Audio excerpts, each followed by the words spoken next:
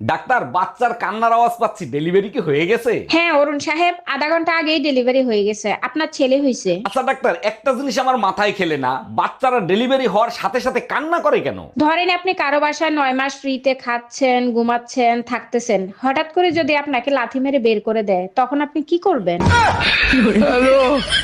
আচ্ছা ডাক্তার, অপারেশনের পরে কতদিন থাকতে হবে আমার হসপিটালে? যদি আপনার অপারেশন সাকসেসফুল হয় তাহলে 15 দিনের মতন থাকতে হবে। ও মাই গড, বলেন কি? 15 দিন? একটু কম করা যায় না? দোয়া করেন যদি অপারেশন সাকসেসফুল না হয় তাহলে 1 ঘন্টায় ছেড়ে দেব।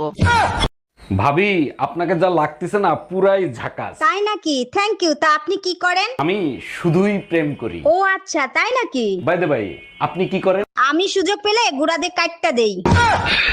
এই পাশের বাড়ির ভাবির ছেলে হয়েছে, তার চেহারার সাথে তোমার এত মিল কেন? দেখো, আমারে সন্দেহ করবা না, আমি কিন্তু ভাবির ধারে কাছেও যাই নাই। আরে তোমারে সন্দেহ করতেছি না, ভাই 2 বছর ধরে বিদেশ, ভাবির বাচ্চা হইলো কি করে? এখন ডিজিটাল যুগ, অনলাইনে কত কিছু হয়। তুমি যদি আজকে আমাকে আই লাভ ইউ না বলো তাহলে কিন্তু আমি ভাত খাবো না। তোমার খাইতে হয় খাবা, না খাইতে হয় না খাবা, আমি এসব বলতে পারবো না। ঠিক আছে, তাহলে বিরিয়ানি খেয়েই শুয়ে পড়বো।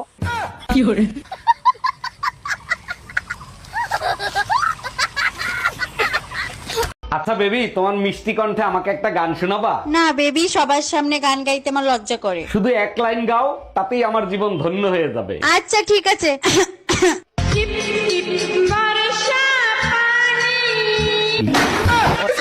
সুখে থাকলেও কাউকে বলবেন না, দুঃখে থাকলেও বলবেন না, কারণ সুখে থাকলে মানুষ নজর লাগায় আর দুঃখে থাকলে মানুষ লবণ ছিটায়। দেখো, ধৈর্যের একটা সীমা আছে, কখনো সীমা লঙ্ঘন করবা না। এতদিন তো টুম্পা ভাবির পেছনে ছিলে, এখন আবার সীমা আসলো কোথা থেকে? আচ্ছা, এত সন্দেহ কেন করো? তুমি কি আমারে শান্তিতে থাকতে দিবা না? জাউরাটা আমারে তো খাইছে, এখন দেখি আবার শান্তির সাথেও থাকতে চায়।